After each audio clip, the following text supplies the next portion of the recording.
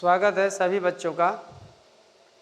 और जैसे कि लास्ट वीडियो में आपने देखा था बोर्ड की थोड़ा सा प्रॉब्लम हो रही थी और फिर भी मैंने उसी में अभी आज एडजस्ट किया है, क्योंकि जब संडे आ जाएगा तभी उसका इम्प्रूवमेंट कुछ हो पाएगा, क्योंकि टाइम मिलता नहीं है और इधर ज़रूरत भी रोज़ रहती है। क्योंकि अगर मैं इसको उठा कर डाल लाऊंगा तो फिर अब चूँकि छोटे ब्लैक बोर्ड में उसमें वाइट बोर्ड में अब मज़ा नहीं आएगा नहीं, तो इसलिए अब यही है कि अब बड़े की आदत हो गई एक दिन तो बड़ा ही अच्छा लगता है। तो फिलहाल अभी तो काम चल ही जाएगा, एक दो दिन की बात है, संडे को बिल्कुल क्लियर हो जाएगा। जो भी इसकी प्रॉब्लम होगी मैं सब सॉल्व कर दूंगा। तो आज मैंने स्पॉटिंग द एरर लिया है, कॉमन एरर लिया है, जिसके लिए बच्चे बहुत प्रयास में रहते हैं कि वो आनी चाहिए। और इसमें चूँकि मिक्स्ड है, मिक्स्ड का मतलब कोई इंडिविजुअल टॉपिक नहीं है, तो इसको अभी थोड़ा ट्राई करा है मैंने। ट्राई करने का मतलब है कि आपको थोड़ा सा प्रैक्टिस करा रहा हूँ। बाकी जो टॉपिक चल रहा है, जैसे आर्टिकल का चल रहा है, अभी तो आर्टिकल एन हुआ है और द थोड़ा सा नॉर्मली हुआ है, अभी द की स्पेशल यूज बाकी है। तो वो जब सब हो जाता है तब लेकर चलने में मज़ा रहता है। तो अभी इसका थोड़ा सा टेस्ट बदलने के लिए मैंने आज कॉमन एरर लिया है, जिसको थोड़ा सा आप इंजॉय करिए और जहाँ पर कोई प्रॉब्लम हो बताइए। फिर भी 100% मतलब आप पूरी तरह सेटिस्फाइड होंगे ये निश्चित है। और देखिए एक्सप्लेनेशन उसका कैसे होता है, किस तरह से हमको जो एरर को स्पॉट करना चाहिए, कैसे एरर ढूंढी जाती है, ये पूरा सब कुछ आपको यहाँ से आपको मैं लेकर चल रहा हूँ। तो देखिए विदाउट डिले स्टार्ट करते हैं स्पॉटिंग द एरर। इसमें से 14 सेंटेंसेस दिए हुए हैं, मैंने पहले से ही उनको कवर करके रखा, क्योंकि होता ये है कि एक सेंटेंस लिया फिर एक नोट करो, एक सेंटेंस लिया फिर एक नोट करो, तो वो फ्लो बनता नहीं। इसलिए मैंने ऑलरेडी इसमें सब फिक्स कर रखे हैं। अब होता ये है कि थोड़ा सा अगर हाईटेक लेवल पे होता तो और मज़ा आता, मतलब डिजिटल अगर होता, डिजिटल हुआ होता तो ये है कि ये क्लिक किया फट से आ गया, उसको समझाया और आंसर क्लिक किया, बात खत्म हो गई और मज़ा भी आता उसमें। ऐसी बात नहीं है, पढ़ने में मन लगता है, मैं वो समस्या समझ सकता हूँ, लेकिन अब ये है कि जो है तो उसी में चल रहा। तो यहाँ पर देखिए लिखा है, आई inquired of him why he is so negligent in his studies. कहना ये चाहता है कि मैंने उससे पूछा कि वह अपने अध्ययन में इतना लापरवाह क्यों। बात समझ रहे ना। तो अब देखिए आई इंक्वायर्ड ऑफ हिम, होता ये है कि कॉमन एरर हमको इजीली कैसे हम ढूंढ सकते हैं, कैसे मिल सकती है। तो जो कॉमन एरर्स होते हैं यानी एरर स्पॉट करना होता है, उसमें केवल एक दिन की बात नहीं होती है, बहुत सारे दिन की पढ़ाई और एक्सपीरियंस होता है। जब आप हर चीज़ पढ़ चुके होते हो तब ये चीज़ कर पाते हो। ये नहीं है कि आपने अभी स्टार्ट किया है सिंथेसिस पढ़ना या ट्रांसफॉर्मेशन पढ़ना या नरेशन पढ़ना और या फिर सिंटैक्स पढ़ना और आप ये आसान समझने लगे कि नहीं एरर ढूंढना बहुत आसान है। जब सब कुछ बहुत अच्छे से प्रैक्टिस कर ली जाती है तब ये चीज़ नज़र में आती है।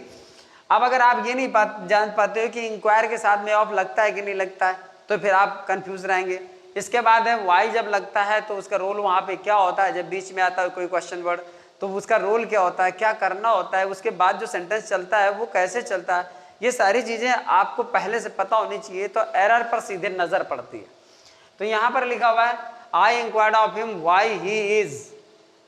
तो अब ज़्यादातर बच्चों ने मिस्टेक पकड़ ली होगी। मिस्टेक का मतलब ये है कि ये हमारी जो होती है ये क्लॉज, देखिए यहाँ पर मैंने रेड से अंडरलाइन इसलिए कर रखा है कि आप ये समझिए कि ये ए पार्ट है, ये बी पार्ट है, ये सी पार्ट है और ये डी पार्ट है, और अगर नेक्स्ट पार्ट होगा तो उसमें लिखा होगा नो एरर, ऐसे करके। तो जितना मैंने अंडरलाइन रेड से कर रखा है ये पार्ट मानकर चलिए ए बी सी डी। हालांकि यहाँ पर ऐसा स्पेस नहीं था तो मैंने उसको पॉइंट आउट किया नहीं है, बट अंडरलाइन मैंने कर दिया, जिससे कि ये पता चलेगा कि ये पार्ट ए है, ये पार्ट बी है, ये पार्ट सी है और ये पार्ट डी है। तो यहाँ पर आपको इस थोड़ा समझना पड़ेगा। तो part A I inquired of him बिल्कुल सही लिखा है, नो मिस्टेक, क्योंकि इंक्वायर्ड के साथ ऑफ लगता ही है जब ऑब्जेक्ट दिया होता है, तो इसमें ऑब्जेक्ट दिया है ऑफ लगा है, बिल्कुल सही है। वाई आपका कंजंक्शन दिया है, क्यों का अर्थ रखता है, यहाँ पर कोई प्रॉब्लम नहीं है, इसमें वाई सही लगा हुआ है। ही के बाद यहाँ पर इज दिया हुआ है। तो नियम ये होता है कि अगर सबऑर्डिनेट क्लॉज आपकी पास्ट में होती है तो प्रिंसिपल क्लॉज आपकी अगर पास्ट में होती है तो सबऑर्डिनेट क्लॉज भी आपकी पास्ट में ही होती है, और ये सीक्वेंस ऑफ टेंसेस जो होता है टॉपिक उस पर डिपेंड होता है। मैंने देखा कि वह रो रहा है, तो अब मैंने देखा कि वह रो रहा है, तो आई सा दैट ही इज क्राइंग, गलत। अगर आई सा है इधर प्रिंसिपल क्लॉज पास्ट में, तो सबऑर्डिनेट क्लॉज भी पास्ट में होगी, अर्थात आपका ही वॉज क्राइंग होगा। जबकि हिंदी में हम बोल सकते हैं कि मैंने देखा कि वो रो रहा है, लेकिन आपका बनेगा मैंने देखा कि वो रो रहा था, क्योंकि देखा आपने कब है, पास्ट में देखा। तो रो अभी थोड़ी ना रहा, जब देखा पास्ट में था तभी रो रहा था ना, तो रो रहा था, अर्थात ही इज क्राइंग नहीं होगा, ही वॉज क्राइंग होगा। और ये बहुत ही बेसिक चीज है जो सारे बच्चे इसको पढ़ चुके होंगे। तो यहाँ पर आपका ये गलत है और आपका ऑप्शन सी सेलेक्ट किया जाएगा और उसमें जो है यही कॉमन एरर में चूज कर दिया जाएगा कि इसी में एरर है। ये नहीं बताना होता कि किस क्या चीज है, उसमें तो ऑप्शन चॉइस देखनी होती है और गोला भर देना होता है कि ये इसमें एरर है। तो यहाँ पर he is so negligent in his studies. अच्छा, यहाँ पर ही इज को हम कर देंगे वॉज, क्योंकि यहाँ ये पास्ट इंडेफिनिट में, पास्ट टेंस में, तो ये भी पास्ट में जाएगा, तो इज का हो जाएगा वॉज। दूसरी बात ये आती है कि जो सो होता है तो इसका कॉम्बिनेशन सो के बाद दैट का होता है, तो परिणाम ज्यादातर इसमें बताता है। तो यहाँ पर आप वेरी कर सकते हैं, अगर आपको करना हो तो कर सकते हो, जब खुद करना हो। तो इसमें करना वरना तो है नहीं, सीधे ऑप्शन चॉइस करना है, तो ऑप्शन चूज कर दिया, आपका ऑप्शन सी है, उसी में सो भी है, उसी में इज भी है, इसलिए आपका करेक्शन खत्म हो गया यानी हो गया। तो यहाँ पर इज को वॉच करेंगे। दूसरा है as the meeting was about to end, अर्थात जब मीटिंग का अंत होने वाला था, he insisted to ask several questions, अर्थात उसने बहुत सारे क्वेश्चन को पूछने पर जोर दिया। इंसिस्ट मानने होता है जोर डालना या दबाव डालना। अब देखिए यहाँ पर क्या है, as the meeting was about to end, जब हम किसी नियम को जानते हैं, किसी लॉजिक को जानते हैं, किसी कॉन्सेप्ट को जानते हैं, तो इधर उधर ना नजर पड़ करके हमारी सीधे मिस्टेक पे नजर पड़ती है। और ये आदत की बात है, आदत मतलब समझते हैं ना, प्रैक्टिस की बात है। वो प्रैक्टिस की बात होती है कि हमारी सीधे नजर उसी में पड़ती है, अगर आपने बहुत सारा पढ़ रखा है तो। और मैंने पहले भी कहा था, जब मैं जनरल चीज पढ़ाता हूँ, आपको अगर नरेशन पढ़ाएं और अगर आपको मैं लेटर्स के प्रयोग बताए या फिर लेट के प्रयोग बताए, इसके बाद अगर मैंने आर्टिकल बताया या मैंने छोटी छोटी चीजें बताई, तो वो सब उसी का पार्ट है, उसी का हिस्सा है। होमोफोन से लेकर सिनोनिम्स तक, वन वर्ड सब्स्टिट्यूशन तक, वो उसी का पार्ट है, वो सिंटेक्स का पार्ट है। ये मानकर चलिए, सिंटेक्स केवल एक चीज से नहीं बनता है, syntax is the collection of all types of grammar, all types of topic, सभी प्रकार के टॉपिक को मिलाकर सिंटेक्स बनता है। तो जिस समय आपने इंसिस्टेड पढ़ा होगा तो इंसिस्टेड के साथ हमेशा प्रीपोजिशन ऑन आता है, ये प्रीपोजिशन का भी रूल है और दूसरा ये जिरंड का भी रूल है। तो जिस समय आप इंसिस्टेड के साथ ऑन लगाएंगे, यहां पर आप ऑन लगाएंगे तो ये जिरंड बन जाएगा, हो जाएगा आस्किंग। अर्थात जब इंसिस्टेड ऑन आता है, और ऐसे बहुत सारे वर्ड्स हैं, वर्ब्स हैं जिनके साथ ऐसा होता है, जैसे अवॉइड, अवॉइड टू स्मोक कभी नहीं होता, अवॉइड स्मोकिंग होता है। अवॉइड गोइंग देयर, वहां जाने से बचो, तो ये जिरंड आता है। क्योंकि इसमें क्या होता है ना कि जिरंड क्यों आता है, क्योंकि अवॉइड हमेशा नाउन डिमांड करता है, अवॉइड हमेशा नाउन डिमांड करता है। हम कहते हैं अवॉइड बैड फ्रेंड्स, बुरे मित्रों से बचो। बुरे मित्र कौन है, नाउन है। तो जब आप वहां जिरंड देंगे तभी नाउन आएगा, अवॉइड के साथ नाउन ही सपोर्ट करता है, तब वहां पर आता है avoid smoking, avoid going there, avoid drinking, ये आता है। अवॉइड टू ड्रिंक गलत, अवॉइड टू स्मोक गलत, अवॉइड टू गो गलत, ये आपका जिरंड लेता है। और बहुत सारी ऐसी वर्ब्स हैं जिनके साथ इन्फिनिटिव सपोर्ट करता है और जिनके साथ जिरंड सपोर्ट करता है। तो यहां पर इंसिस्टेड के साथ ऑन आएगा और ऑन के साथ में आस्किंग आएगा और आपका सेंटेंस सही है। इसमें भी आपका सी ऑप्शन ही सही है, ए बी सी, और ये डी है, तो सी सही है। तो जिस समय इंसिस्टेड आएगा तो इंसिस्टेड के साथ अगर आपने पढ़ रखा है तो ऑन याद आएगा आपको, और जब ऑन याद आ जाएगा तो आपको पता चल जाएगा कि ऑन आस्क कोई कॉम्बिनेशन नहीं बनता है। तो जब ऑन क्लिक कर जाएगा माइंड में तो आस्किंग पक्का क्लिक कर जाएगा, क्योंकि ऑन आस्क कोई कॉम्बिनेशन नहीं बनता। जब ऑन कन्फर्म है तो आस्किंग भी उतना ही कन्फर्म है, तो यहां पर हो जाएगा he insisted on asking, that's clear.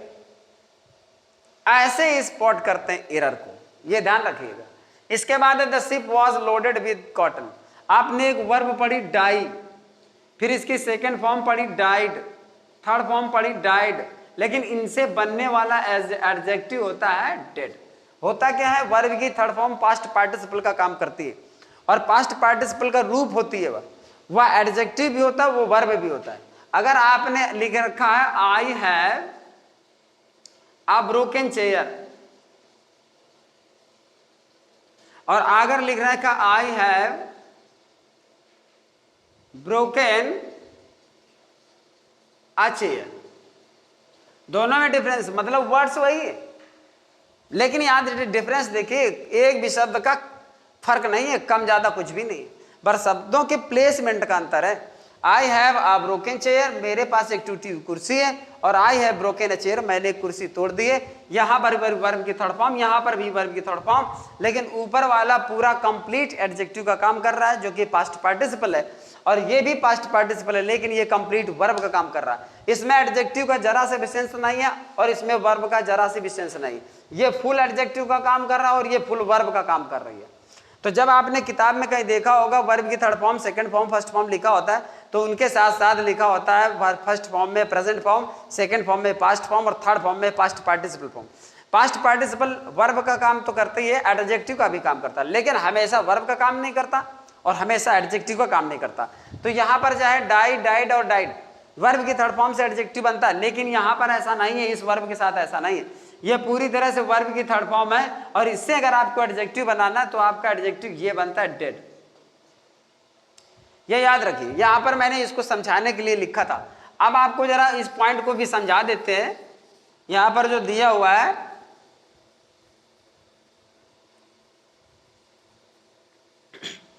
जो लोड दिया हुआ है, लोड, लोड माने होता है भरना, वजन लादना, फुल करना, ये होता है लोड का। इसकी सेकंड फॉर्म होती है लोडेड, सेकंड फॉर्म होती है लोडेड, ठीक है ना। लेकिन इसका जो एडजेक्टिव बनता है वो बनता है लैडन। लैडन माने लदा हुआ, अर्थात भरा हुआ। अब लोडेड का भी एडजेक्टिव की तरह प्रयोग होता है, लेकिन यहां पर नहीं होगा, इस तरह से नहीं होता है। जैसे हम कहते हैं the tree is laden with the fruits, यह पेड़ फलों से लदा हुआ था, तो इसमें वेइंग डाउन का सेंस होता है। वेइंग डाउन का सेंस का मतलब होता है कि ये चीज हमेशा लोड करके या फुल करके इसका प्रेशर या वजन हमेशा नीचे को दर्शाता है, यानी दबाता है। तो यहां पर ये चीज है। तो लोडेड अलग चीज है, लोडेड का कई सेंस में होता है। जैसे कि इस समय माइंड पर लोड बहुत है, यानी बर्डन, जिसको बोझ कहते हैं, तो किसी भी तरह का होता है। जैसे मशीन पर लोड पड़ रहा है, इंजन पर लोड पड़ रहा है, ठीक है ना, वो चीज है। लेकिन लैडन का मतलब किसी चीज से वो दबा हुआ, यानी बोझ हो रहा है, उसमें वेइंग डाउन हो रहा है, वजन बढ़ रहा है। दूसरा एक चीज और है, लोडेड वॉल्यूम से रिलेटेड है और लैडन मास से रिलेटेड है। और मास का मतलब होता है वजन यानी द्रव्यमान, और लोडेड का मतलब होता है एरिया कवर करना, ये चीज होती है। और इसको फिर किसी दिन में फुर्सत मिलूंगा, क्योंकि ज्यादा एक्सप्लेन करने में टाइम भी हो सकता है, तो इसको लिया जाएगा, दोबारा मिलूंगा इसका। तो यहाँ पर लैडेड, लोडेड नहीं होगा, लैडन होगा। The ship was laden with cotton, अर्थात जहाज कॉटन से लदा हुआ था, यानी भरा हुआ था, ये चीज आएगी, लोडेड नहीं आएगा यहाँ पर। तो यहाँ पर ए और बी और सी और डी, तो यहाँ पर ऑप्शन बी सही है, अर्थात बी को सेलेक्ट करना जहां पर मिस्टेक है, जहां पर एरर है। 4 number, when he will come I will make sure I meet him. Sentence की प्रकृति को समझना बहुत जरूरी होता है कि सेंटेंस का अर्थ क्या है, सेंटेंस किस फॉर्म में है, सेंटेंस क्या सेंस दे रहा है, इससे भी बहुत ज्यादा सपोर्ट मिलता है। अगर आप इसके सेंस को लेने में चूक गए, मिस कर गए, और इसीलिए ये मैटर टफ है, इसीलिए ये कॉमन एरर टफ है, और जरा सी मिस्टेक हुई आप गलत सिलेक्शन करके चले आओगे, इसमें कोई दो राय नहीं। तो यहां पर क्या है, व्हेन ही विल कम, जब भी व्हेन यानी टाइम शोइंग कंडीशन आती है, टाइम शोइंग क्लॉज होती है या कंडीशन शोइंग क्लॉज होती है, तो वह हमेशा प्रेजेंट इंडेफिनिट टेंस में होती है। हमेशा कहने का मतलब होता है ऑलमोस्ट, ज्यादातर प्रेजेंट में। बाकी कंडीशनल सेंटेंस के कई प्रारूप होते हैं, और वो जब मैं कभी कंडीशनल सेंटेंस लूंगा इंडिविजुअली, तब वो आपको सारे कंडीशनल सेंटेंस में बताऊंगा। बताने के लिए बहुत कुछ है, पढ़ाने के लिए बहुत कुछ है, मन तो इतना फड़फड़ाता है कि एक ही दिन में सब कुछ बता दूं, लेकिन फिर वही बात मतलब मजबूरी, क्योंकि एक दिन में एक ही क्लास, वो भी बड़ी मुश्किल से हो पाती है। मतलब स्कूल भी जाना और तमाम घर की चीज़ों को भी देखना, पारिवारिक जिम्मेदारियां, और इसके बावजूद आपको भी देखना। तो ये समझ लो कि अगर पर डे आपको कुछ ना कुछ मिल रहा है, तो समझ लीजिए कि मैं कितना लेबर कर रहा हूँ, ये ऊपर वाले की कृपा है, और वो जानता भी होगा कि किस तरह से कैसे चल रहा है। फिलहाल when he will come I will, आप जानते हो बहुत ही प्रारंभिक बात है, शुरुआत की बात है, दोनों क्लॉजेस फ्यूचर टेंस में नहीं होती है। ये हमेशा प्रेजेंट टेंस में होती, तब ये फ्यूचर में होता है, या ये कह सकते हो कि जब ये फ्यूचर में होता है तो फिर ये प्रेजेंट टेंस में ही होती, क्योंकि जब वर्तमान में ऐसा होता है तब फ्यूचर में ऐसा होता है। यानी व्हेन ही कम्स ये नहीं होगा, व्हेन ही कम्स ये होगा। अर्थात जब वो आता है, आई विल मेक श्योर, तो मैं सुनिश्चित करूंगा, आई मीट हिम, मैं उससे मिलता हूं। मैं उसे मिलता हूं का मतलब मैं अपने मिलने की बात उससे निश्चित करता हूं, अर्थात मैं ये सुनिश्चित करूंगा कि मैं उससे मिलूंगा। अब यहां पर बात आती है, ये तो तुम समझ गए, ठीक है, पर ये वाला क्या है, मतलब यहां दो क्लॉज दी हुई है, दो क्लॉज दी हुई है, ये आपका एक हिसाब से अलग दिया हुआ है।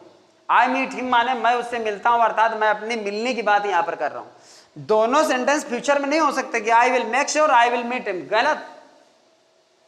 आई विल मेक श्योर, मैं सुनिश्चित करूंगा, आई मीट हिम, मैं उससे मिलता हूं, अर्थात अपने मिलने की स्थिति में सुनिश्चित करूंगा। तो ये भी प्रेजेंट में रहेगा और ये आपका फ्यूचर में रहेगा। तो मिस्टेक आपकी यहां है। अच्छा, अगर आप इस मिस्टेक को स्किप कर जाते हो कि यहां पे नहीं है, क्योंकि ऐसे एरर्स में क्या है, एक ही ऑप्शन तो सेलेक्ट किया जाएगा, ए बी सी डी या फिर ई मतलब नो एरर। तो जब तुम्हें यहां पर खुला एरर दिखाई दे रही है तो फिर यहां पर आपको जाने की जरूरत है ही नहीं। फिर आपको अगर एक पक्का एरर मिल जाए और आप श्योर हो गए, कंफर्म हो गया कि इस पार्ट में एरर है, तो फिर अन्य पार्ट में आपको माइंड खर्च करने की जरूरत नहीं है। ये भी ध्यान रखना जाता है, क्योंकि कंपटीशन के एग्जाम में टाइम मैनेजमेंट भी बहुत जरूरी होता है।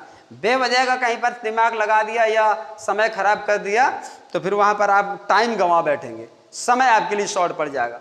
फिलहाल आपने इसको क्लिक किया और आगे बढ़ गए। Due to inflation the prices of essential items are rising. मतलब ड्यू टू इन्फ्लेशन का मतलब है मुद्रास्फीति। मुद्रास्फीति का मतलब होता है जो आवश्यक वस्तुओं की कीमतें घटती और बढ़ती रहती, उसको मुद्रास्फीति दर कहते हैं, और उसी की अंग्रेजी इन्फ्लेशन। तो ड्यू टू इन्फ्लेशन माने मुद्रास्फीति के कारण, द प्राइसेस माने कीमतें, ऑफ इसेंशियल आइटम्स माने आवश्यक वस्तुओं की, आवश्यक वस्तुओं की कीमतें, आर माने मतलब आर राइजिंग माने बढ़ रही है। अब यहाँ पर देखिए प्राइसेस लगा है तो आइटम्स ठीक लगा है, आर भी सही लगा है। एक दिन मैंने एराइज है, एराउज है, राइज है, राउज है, ये आपको होमोफोन्स में समझाया था, और इसीलिए मैं बार बार कहता हूं कि ये इतना आसान नहीं कि आप होमोफोन्स को छोड़ गए, आप कंफ्यूजिंग वर्ड्स को छोड़ गए, आप सिनोनिम्स को छोड़ जाते हो, आप वन वर्ड सब्स्टिट्यूशन को छोड़ जाते हो, ये सोच करके नहीं नहीं नहीं ये ज्यादा वैल्यूएबल नहीं है, ये सर ने बहुत अच्छे वर्ड्स कोई खास नहीं दिए, ये तो हमने पढ़े हैं। लेकिन आप ये याद रखिए कि जब किसी एग्जाम में बैठ जाओगे और वो जब सिचुएशन आपके सामने आ जाएगी, तब आप मेरी क्लास याद करोगे कि नहीं नहीं एक भी शब्द दिया हुआ आसान नहीं था, उसको हमको इग्नोर नहीं करना चाहिए था। तो यहाँ पर एराइजिंग लिखा हुआ है, और मैंने कहा था एराइज माने किसी भावनाओं को जगाना या मैटर को उठाना होता है, जबकि प्राइस के साथ, रेट के साथ, ये कीमतें बढ़ रही हैं, ये दरें उठ रही हैं, ऊंची जा रही हैं, ठीक, प्राइस राइज की बात आपने पढ़ा होगा, निबंध पढ़ा होगा, द प्राइस राइज यानी महंगाई। तो प्राइस के साथ राइज सेट होता है, एराइज सेट नहीं होता है। आपको सिर्फ ए हटाना है और आपका करेक्शन हो जाएगा, लेकिन हटाना वटाना तो होता नहीं है। आपका ऑप्शन ए, डी और डी सेलेक्ट कर देना, बात खत्म, यही में एरर है, ये स्पॉटिंग द एरर। मतलब गलती अगर आप जानते हो, पकड़ लेते हो।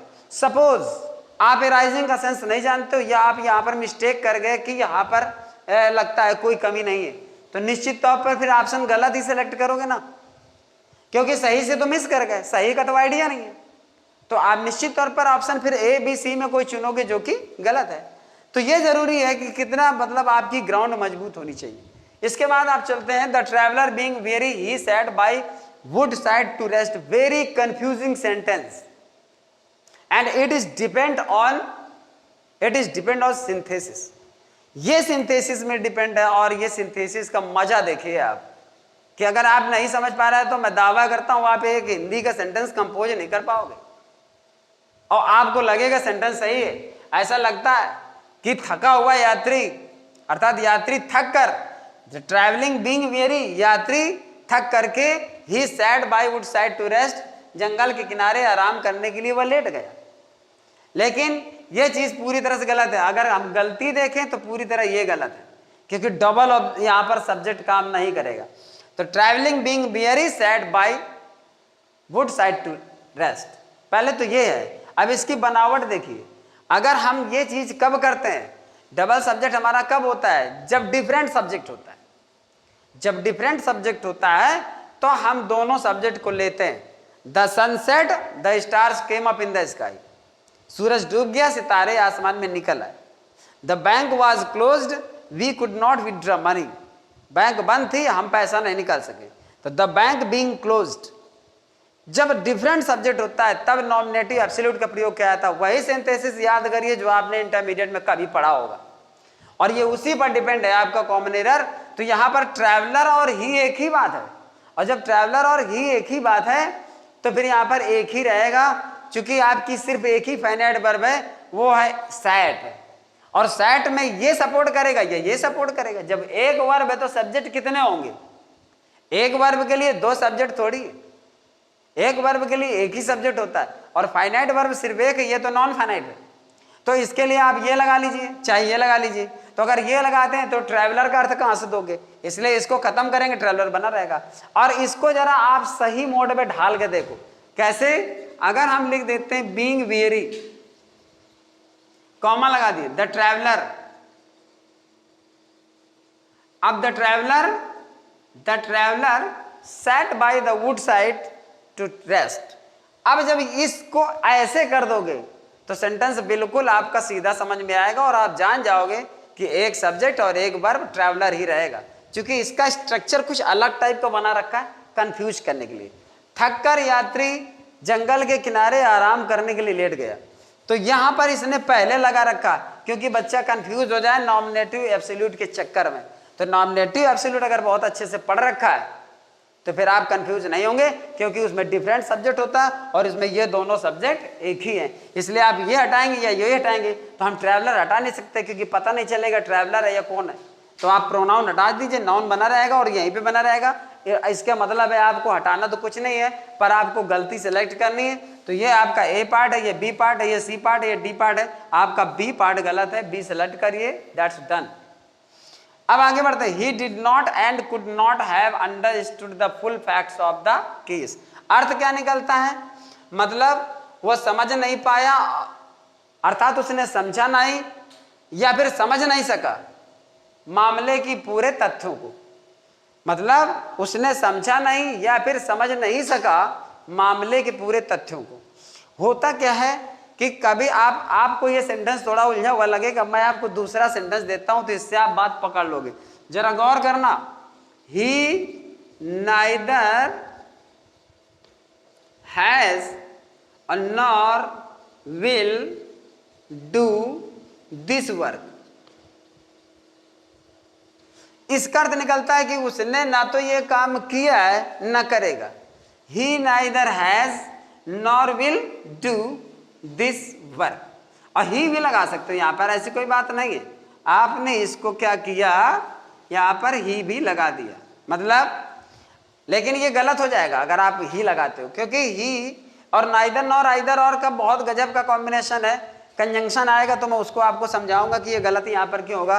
क्योंकि यहां पर ही अगर हमारा वर्ब के पहले नाइदर आ रहा है तो वर्ब के पहले ये भी नॉर आना चाहिए। तो यहां पर आप नहीं लगाएं इसको, ठीक है, ऑलरेडी ठीक है ये, ठीक। तो यहां पर हो गया he neither has nor will do.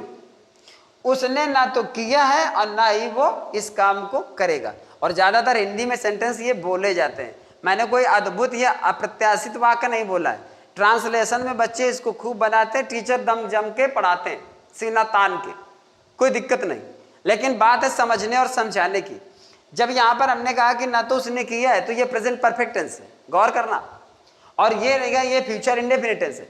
Future indefinite tense का कॉम्बिनेशन तो ठीक है, लेकिन जब ये एक हेल्पिंग वर्ब ये दी हुई है, एक हेल्पिंग वर्ब ये दी हुई है, इसके साथ डू सपोर्ट कर जाएगा, लेकिन इसके साथ डू सपोर्ट नहीं करेगा, अर्थात इसको चाहिए वर्ब की थर्ड फॉर्म।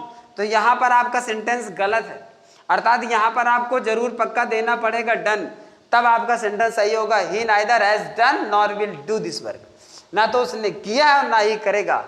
अगर आप इस बात को पूरी तरह समझ रहे हैं तो यस बोलिए। मतलब हैज के साथ डू सपोर्ट नहीं करता। हाँ, अगर ये है कि उसने ना तो वो करता है ना ही करेगा तो यहां पर हो सकता था, लेकिन वहां पर जब करता है आता तो डज आता डू सपोर्ट नहीं करता।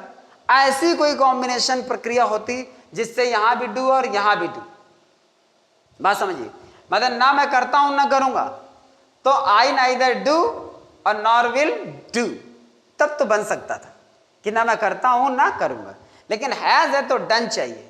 अब आ जाइए यहां पर, क्योंकि ये आपका डिड नॉट है, डिड नॉट के साथ वर्ब की फर्स्ट फॉर्म आनी चाहिए और कुड नॉट है प्लस वर्ब की थर्ड फॉर्म आनी चाहिए, तो ये तो अपनी जगह पर बिल्कुल सही है, कुड नॉट हैव अंडरस्टूड, लेकिन डिड नॉट के साथ अंडरस्टूड सपोर्ट नहीं करेगा, पूरी सेंटेंस में एक ही तो वर्ब लेगा। जब वो ये लेने की कोशिश कर रहा है तो ये इसके साथ सेट नहीं हो रही है, इसलिए इसके साथ आपको अंडरस्टैंड लेना चाहिए और आपका सेंटेंस अपने आप सही हो जाएगा। ही डिड नॉट अंडरस्टैंड, उसने समझा नहीं, और या फिर वो समझ नहीं सका। समझा नहीं का मतलब समझा ही नहीं, और यहां पर समझा लेकिन समझ नहीं सका, इसलिए कुड नॉट हैव अंडरस्टूड यहां पर सपोर्ट करेगा और यहां पर सपोर्ट करेगा ही डिड नॉट अंडरस्टैंड, इसलिए आपका मिस्टेक जो है वो ऑप्शन ए में है, अर्थात यहां पर आप ए सेलेक्ट करिए और आपका कॉमन एरर सेलेक्ट हो गया। मतलब पूरी तरह फुल एक्सप्लेनेशन के साथ मैं बता रहा हूं, और इसको गौर करिए, और जितने कॉमन एरर्स आप आगे पढ़ोगे, अब जो भी आपको जो चीज आएगी इस तरह सिंटैक्स में जल्दी स्टार्ट करना नहीं चाहता, क्योंकि मैं जानता हूं कि जब तक उसकी ग्राउंड मजबूत नहीं है तो लड़के को समझाओ वो समझ तो जाएगा लेकिन याद नहीं रहेगा, इसलिए मैं पहले आपको फुल ग्रामर पढ़ाना चाहता हूं। लेकिन लड़कों को जल्दी बहुत है, वो तो ये कहते हैं कि सर कैमरे से बाहर आ जाओ छलांग मार करके लाइव आ जाइए। अरे तो लाइव आने के लिए पहले तुम्हारे पास भी तो कुछ होना चाहिए, लाइव आने के लिए आप तो पूछोगे कुछ, लेकिन अब ये कह दो कि हम बुक रख करके पूछेंगे सर आप जवाब दीजिए, तो चलो वो भी ठीक है, लेकिन उसका फायदा तो होना चाहिए। ये थोड़ी नहीं कि मान लो ये है कि नहीं हाँ बुक रखे हैं पूछ रहे हैं सर बता रहे हैं, लेकिन बाद में लाइव क्लास खत्म होने के बाद पता चला कुछ दिमाग में पड़े नहीं, याद ही नहीं। तो जब अपने अंदर कुछ होता है तो उसी क्षमता जो हमारे अंदर पहले से क्षमता होती है, उसी क्षमता की क्षमता से दूसरी क्षमता को हम खींच लाते हैं। मतलब ये एजुकेशन मैग्नेटिक पावर रखता है, आपको टेबल आता है तो गुणा को खींच लाओगे, छोटे छोटे कैलकुलेशन आते हैं तो बड़े बड़े डेरिवेशन खींच लाओगे, ट्रांसलेशन आते हैं तो बड़े बड़े आप ग्रामेटिकल रूल्स खींच लाओगे। मतलब हमको जो बेसिक चीज नहीं पता है तो हम बड़ी नई चीज अपने पास खींच के ला नहीं सकते, ये भी एक लॉजिक है, आप याद रखें। हमारे पास पहले से भी कुछ होना चाहिए, जब हमारे पास 10 रुपये होता है तब हम 10 का 20 बना सकते हैं, और हमारे पास 0 है तो थोड़ा मुश्किल पड़ेगा, हाँ बन सकता है, पर 0 में स्ट्रगल करना ज्यादा पड़ेगा, 1 भी रुपया नहीं। और अगर 10 रुपए का नोट है तो आप कोई ऐसी चीज लेकर के 10 का 20 बना लो, ये ज्यादा संभव है और आसान भी। तो कुछ पहले से अपने पास होना चाहिए, उसको कलेक्ट करना। फिलहाल there are many important details to attend to before this book gets printed. अब आप इसमें पूरी ताकत लगा दो लेकिन ऐसा लगेगा कि इसमें कोई मिस्टेक है ही नहीं, पर मिस्टेक है, और मैं आपको दिखाता हूं मिस्टेक है कि नहीं।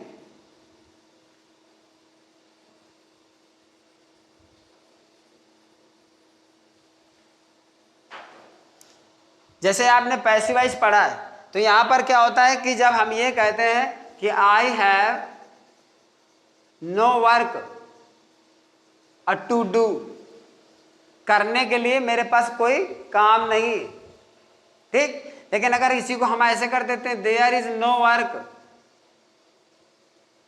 टू डू, ये सेंटेंस गलत है, क्योंकि करने के लिए कोई काम नहीं है, करने वाला आदमी नहीं। तो आप इस वर्ब को एक्टिव सेंस में नहीं ले सकते हो, क्योंकि एक्टिव सेंस में सब्जेक्ट रिक्वायर्ड होता है और पैसिव सेंटेंस में सब्जेक्ट रिक्वायर्ड नहीं होता है। तो अगर यहाँ पे ये बना है तो ये पक्का सही है, I have no work to do, करने के लिए मेरे पास कोई काम नहीं है, ये सब्जेक्ट है यहाँ पर, अर्थात ये एक्टिव है इसमें। और जिस समय ये बना रहे there is no work to do, ये सेंटेंस गलत है, अर्थात यहाँ पर इसका इफेक्ट पूरा इधर आ रहा है, इसका इफेक्ट इधर भी आ रहा है। तो यहाँ पर होता है टू बी डन, समझना जरा, अंतर समझ लेना। पैसिव इसका भी बनेगा, ऐसी बात नहीं कि नहीं बनेगा, ये बनेगा I have no work to be done, किए जाने के लिए कोई काम मेरे पास नहीं। लेकिन चूंकि अगर इसको हम टू डू करके बनाते हैं तो गलत है, क्योंकि सब्जेक्ट मेंशन हमने किया नहीं। तो सब्जेक्ट होना चाहिए एक्टिव वॉइस में, और एक्टिव वॉइस में सब्जेक्ट है नहीं। आप देख लो देयर से शुरू है, और देयर से शुरू है तो यहाँ पर ये मिस्टेक है, तो किया जाएगा टू बी डन, किए जाने के लिए कोई काम नहीं है। करेगा कौन, इससे मतलब नहीं, सब्जेक्ट नहीं है। जो काम करेगा यहाँ पर वो नहीं है, इसलिए फुल पैसिव फॉर्म में बनेगा। और पैसिव फॉर्म में बनेगा तो टू बी डन किया जाएगा, टू डू सपोर्ट नहीं करता। अब पॉइंट पे आ जाइए, there are many important details to attend. अरे अटेंड करने वाला आदमी तो हो। अगर यहाँ पर आई हैव या आई एम या दे आर ऐसा कुछ लिखा होता तो ठीक था कि टू अटेंड चलता, उसके सेंस में चल जाता, लेकिन ऐसा नहीं है। यहाँ पर कोई सब्जेक्ट नहीं है, इसलिए यहाँ पर टू बी अटेंडेड होगा। और देखिए, अगर लड़का तमाम गलतियां कर सकता है, अटेंड के बाद टू सोचेगा, टू और बिफोर दो प्रीपोजिशन लगे हैं तो यहाँ पर परेशानी हो जाएगी। तो यहाँ पर देखिए अटेंड के साथ टू आता ही आता है पक्का, एडिक्टेड के साथ टू आता है, विद ए वीव टू आता ही आता है। तो वो तो उसका अपना पार्ट है, वो लेकर हमेशा चलेगा, तो वहां पर उसको हटाने की कोई जरूरत नहीं। अब before this book gets printed ये एक क्लॉज है, तो क्लॉज के साथ ये आपका कंजंक्शन का काम कर रहा है, ये प्रीपोजिशन नहीं है। प्रीपोजिशन समझने की भूल मत करिएगा। तो यहाँ प्रीपोजिशन नहीं, सेंटेंस को इसी तरह फंसाते। गलती यहाँ है, आप यहाँ पर आइडिया लगाओगे कि अल्लाह टू हटा दें, बात खत्म। तो हो सकता है यहाँ पर जो आपने देख रखा है कि टू लिखा हुआ है, तो यहाँ पर आपका जो टू अटेंडेड आ रहा है ये हो जाएगा टू बी अटेंडेड, और आपका सेंटेंस एकदम बिल्कुल आराम से सही हो जाएगा। आप ऑप्शन सेलेक्ट करिए, ए बी और सी और डी वो है, तो आप सी ऑप्शन सेलेक्ट करिए। बताने की जरूरत नहीं है कि यहाँ पर करेंगे क्या, अगर कर दिया धोखे से भी कर दिया नंबर मिलेगा, लेकिन अगर आपको चाहे जैसे हो किसी भी सूरत में आता नहीं है तो नंबर जाएगा भी, ये भी ध्यान रखिए। मतलब गेन भी है, लॉस भी है। तो ज्यादातर गेन की संभावना कब बनती है, अथाह परिश्रम में, मतलब बहुत ज्यादा पढ़ने पे बनती है। इसके बाद देखते हैं crossing the road a car knocked him down. सड़क पार करते समय एक कार ने उसको गिरा दिया। अब समझना ये भी सिंथेसिस पे डिपेंड है। जब भी पार्टिसिपल फ्रेज आता है, ठीक, तो उससे वो सब्जेक्ट रिलेट करता है जिसका ये होता है। अब देखिए रोड क्रॉस कौन कर रहा है, ये कर रहा है, कार नहीं कर रही है।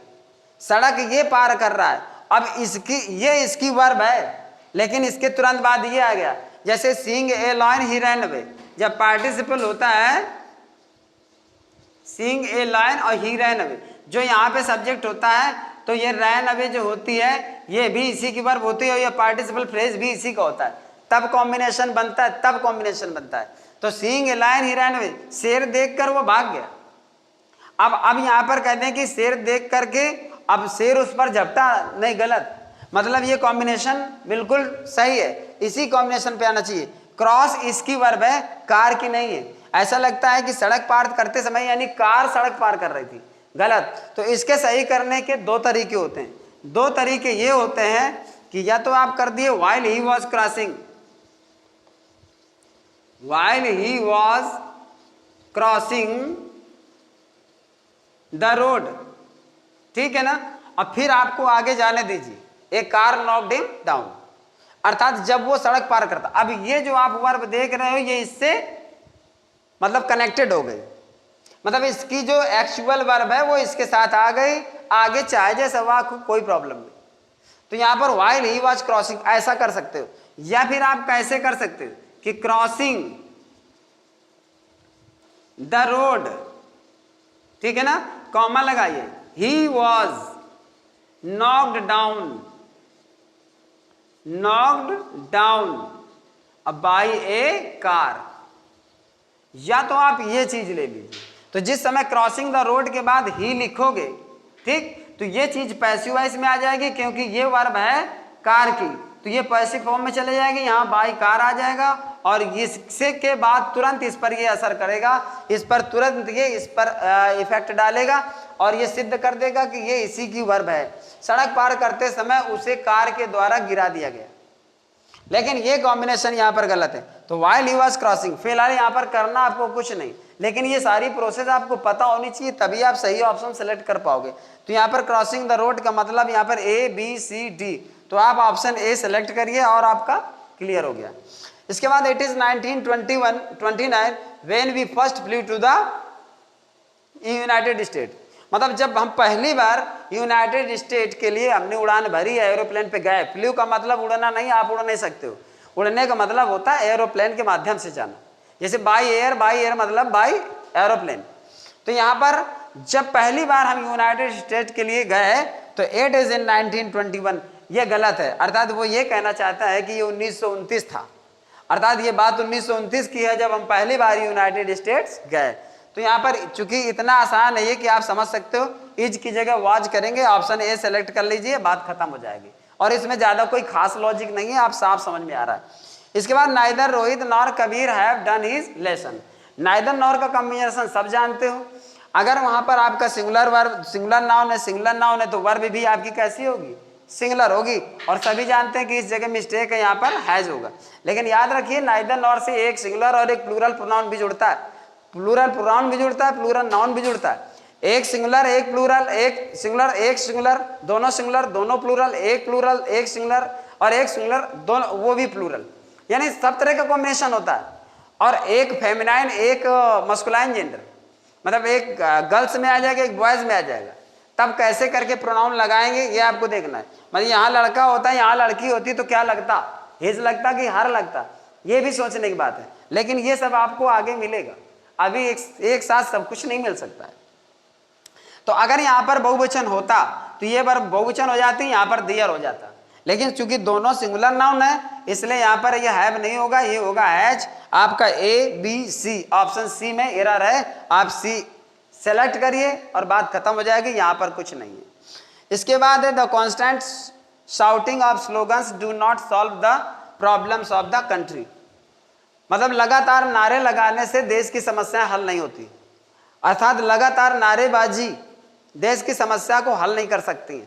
तो देखिए the constant shouting of slogans, ये आपका पूरा सब्जेक्ट है, अर्थात निरंतर नारेबाजी, स्लोगन माने नारा, तो नारेबाजी को निरंतर चीखना, तो लगातार नारेबाजी, कांस्टेंट माने निरंतर, शाउटिंग माने शाउटिंग ऑफ स्लोगन्स माने नारेबाजी करना, ये पूरा आपका सब्जेक्ट है। और ये पूरा आपका जो सब्जेक्ट है ये प्लूरल नहीं है, ये सिंगुलर है। कांस्टेंट शाउटिंग ऑफ स्लोगन्स, नारेबाजी करना, एक एक्शन हो गया, एक वर्ब हो गई, एक डूइंग वर्ब हो गई। तो जो एक्शन हो गया वो सिंगुलर में आ गया, जब सिंगुलर में आ गया तो डू नॉट सपोर्ट नहीं करता है, आपका डज नॉट होना चाहिए। बस यहीं पे एरर है। तो यहाँ पर ए और ये बी और ये सी और ये डी, ना ए और बी और सी और डी, तो आपको यहाँ पे सेलेक्ट करना, यानी पॉइंट नंबर बी, ये सी ए यहाँ तक है और बी यहाँ तक है, सी ए, तो यहाँ पर ये सेलेक्ट करना, डज नॉट होना चाहिए। इसके बाद है the father with the son were mysteriously missing from the house, यानी पिता के साथ पुत्र रहस्यमय तरीके से घर से गायब थे। तो अब यहाँ पर ये लगता है कि फादर और सन दो हैं, लेकिन नहीं, बेटा गायब नहीं था, पिताजी गायब थे और पिताजी के साथ ही बेटा गायब था। तो यहाँ पर हेड वर्ड में ये लिया जा रहा है, एक्शन इसका है, गायब ये हुआ और इसी के साथ बेटा भी गायब हो गया। जैसे हम कहते हैं कि an inspector with the two constables is coming, कि are coming, an inspector with two constables is coming, दो कांस्टेबल्स के साथ एक इंस्पेक्टर आ रहा है। इंस्पेक्टर आ रहा है वो लीड रोल में है, उसके साथ दो पुलिस वाले हैं, ये अलग बात है। तो along with या with इस तरह से जो भी आते हैं, जैसे एक काऊ with her calf is standing under the tree, एक गाय बछड़े के साथ पेड़ के नीचे खड़ी है। तो खड़े तो दोनों है, लेकिन हमको लीड रोल में मेन सब्जेक्ट गाय है, ये बात अलग है कि उसके साथ उसका बछड़ा भी है, समझना जरा। The father with his two sons, the father with his two sons went to the school to meet the principal, यानी पिता अपने दो बेटों के साथ स्कूल गया प्रधानाचार्य से मिलने। तो अब वहां पर ये आपको समझना है, बेटे ने मिलने नहीं गए, पिताजी गए, लेकिन पिताजी के साथ दोनों बेटे गए। मेन आगे कौन है, पिताजी, यहाँ पर कौन है, पिताजी। सेंटेंस में गाय आगे है, इंस्पेक्टर आगे है, बाकी उसके साथ जो चीज जुड़ी हुई है वो अलग चीज है, मेन चीज समझना है जरा। तो यहाँ पर द फादर विद द सन, पिता के पुत्र के साथ पिता, यानी पिता के साथ पुत्र, ये कह सकते हो। यानी अर्थ, सही अर्थ देखिए, मतलब पिता अपने पुत्र सहित, पिता पुत्र सहित, वाज माने था, मिस्टीरियसली मिसिंग रहस्यमय तरीके से गायब, और फ्रॉम द हाउस, इसलिए यहाँ पर वर गलत है, यहाँ पर होना चाहिए आपका वाज, समझ गए। यहाँ पर आपकी एरर है, यहाँ मिस्टेक ए और ये बी आ जाएगा, ये सी आ जाएगा, डी, आपको ऑप्शन बी सेलेक्ट करना है। That's over. He was so tired that he fail sleep on the bed fully dressed. Adverb और एडजेक्टिव का प्रयोग अगर सही प्लेस में नहीं हुआ तो इसका भी मैं एक दिन पूरा बताऊंगा सिस्टम, और आपको दिखाऊंगा यहाँ पर नेटवर्क का कि कितना खतरनाक और घातक होता है। अगर आप जरा सा इधर से उधर कर देते हो तो आपको पता चलेगा कि कितना बड़ा डिफरेंस आ जाता है। क्योंकि आप जानते हो मैं बता भी देता, लेकिन आप जानते हो ये बोर्ड आसानी से साफ नहीं होगा, इसलिए मैंने इसको पहले फीड कर रखा था। अगर मैं इसको अभी साफ करना चाहूँ ना तो बहुत दिक्कत हो जाएगी, लेकिन इसके लिए 1-2 दिन इंतजार करना पड़ेगा, क्योंकि ये मैंने समझा दिया। चाहता तो साफ करके अभी आपको ये पूरा समझा सकता था, बट आप थोड़े से मजबूरी समझ सकते हो, टाइम भी हो रहा है। तो सही एडजेक्टिव सही। अभी यहाँ पर क्या कर रहा है, ही वॉज सो टायर्ड, वह इतना थका था, दैट माने कि ही फेल स्लीप माने वो सो गया, ऑन द बेड माने बिस्तर पर, फुली ड्रेस्ड माने पूरी तरह कपड़े पहने हुए। अब अगर हम फुली ड्रेस्ड को देखें तो बेड के बाद यहाँ पर लिया गया तो ऐसा लगता है बेड फुली ड्रेस्ड है, मतलब on the bed fully dressed, ऐसा लगता है पूरी पोशाक बेड पहने हुए, अर्थात ये गलत प्लेसमेंट है। इसका आना चाहिए इस जगह पर, यहाँ पर, यानी ही वॉज सो टायर्ड, वो इतना थका था, that he fail asleep fully dressed. ये asleep किसका एडजेक्टिव है, ही का, और ये किसका एडजेक्टिव हो जाएगा, asleep का, यानी सोया हुआ कौन था, ही, तो फिर फुली ड्रेस्ड कौन था, ही। इसलिए इसको पूरा उठाकर यहाँ लाना चाहिए, जो कि इसका प्लेसमेंट गलत है, इसलिए इसमें ऑप्शन डी आपको चूज करना है, जो कि गलत है, अर्थात वहां पर एरर है। मेरी बात समझने की कोशिश करिएगा, अर्थात इसका जो रोल है यहाँ पर ये गलत है। अगर हम इसके बाद ये चीज यूज कर देंगे तो इसको ये डिनोट करने लगेगा, इसको क्वालिफाई करने लगेगा। ठीक उसी प्रकार से जैसे हम कह देते हैं कि a black bird sitting on the tree, a black bird sitting on the tree, एक काली चिड़िया पेड़ पर बैठी, तो जो सिटिंग ऑन द ट्री बाद में फ्रेज आ रहा है वो एडजेक्टिव फ्रेज है, और वो पूरी तरह बर्ड को क्वालिफाई कर रहा है, अर्थात उसके बाद जो भी आ जाएगा तो वो जो एडजेक्टिव होगा वो अपने आने वाले पहले प्रोनाउन को या नाउन को क्वालिफाई करेगा। तो ये बेड को ही क्वालिफाई कर रहा है, तो इसलिए इसको उठा के यहाँ लाना चाहिए, सही प्लेसमेंट ये, तो अपने आप से हो जाएगा। तो इसलिए ऑप्शन आपका डी यहाँ पर आपको चूज करना है, यही गलत है, यहाँ ना चूज कर देना क्योंकि ये सही लिखा है, चूज ये गलत, ये चूज करना क्योंकि ये गलत जगह पे लिखा है। इस तरह से आपका यहाँ पर कॉमन एरर होगा। तो यहाँ पर देखिए मैंने आपको ये कुछ सेंटेंसेस दिए, और अगर कोई डाउट है किसी तरह से कमेंट करके बताइए। ठीक, बच्चों के सबसे ज़्यादा जो दिक्कत की बात है वो कमेंट किए, कमेंट नहीं आते हैं। ठीक, वीडियो वॉच करते हैं ये तो शायद मैं उम्मीद कर सकता हूँ कि करते ही होंगे, मुझे तो पता चलता नहीं है।